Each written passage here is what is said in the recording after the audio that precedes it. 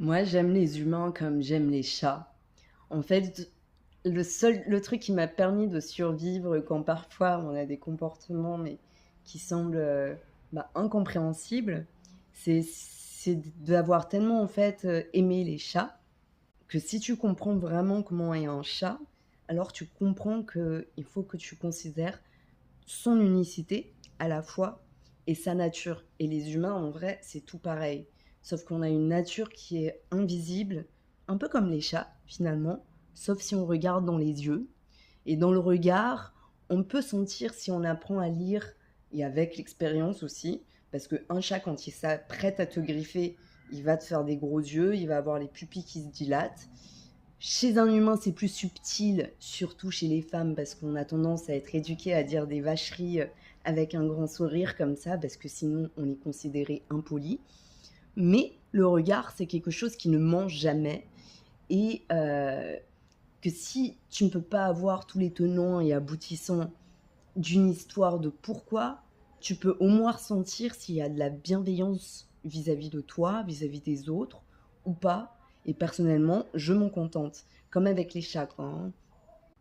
Et en fait, ça m'aide vraiment à pardonner à l'humanité quand je nous entends dire dehors les immigrés, tant pis pour les enfants, mais moi je fais ça pour ma famille, pendant que tu tues une autre famille, ou que j'entends des femmes exiger l'amour pour la vie, mais je suis libre, mais toi tu dois rester protecteur, c'est pas très clair.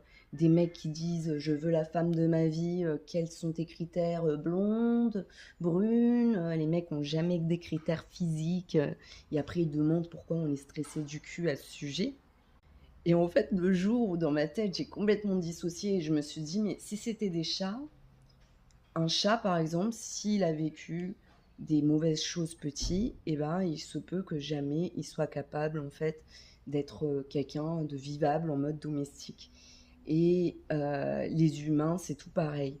Et en fait, je pense que ça sert à rien de détester un humain qui est pas capable d'aimer, mais ça sert à rien non plus d'essayer de le garder à la maison. Un chat de gouttière, les mecs violents, les meufs manipulatrices, c'est comme les chats, on n'est pas obligé de les détester. On peut les laisser en mode bon ben dommage, qu'ils ne me fassent pas confiance, mais ça sert à rien de l'enfermer ni d'essayer de forcer le game, quoi. Donc voilà, moi je vous aime, les petits chats, les petits chats, les petits chats. C'est vrai, on a les mêmes mimiques si vous regardez bien. Moi je pense que les chats, ils sont venus pour nous apprendre l'indépendance et les chiens, la loyauté. Et ouais, j'adore les animaux.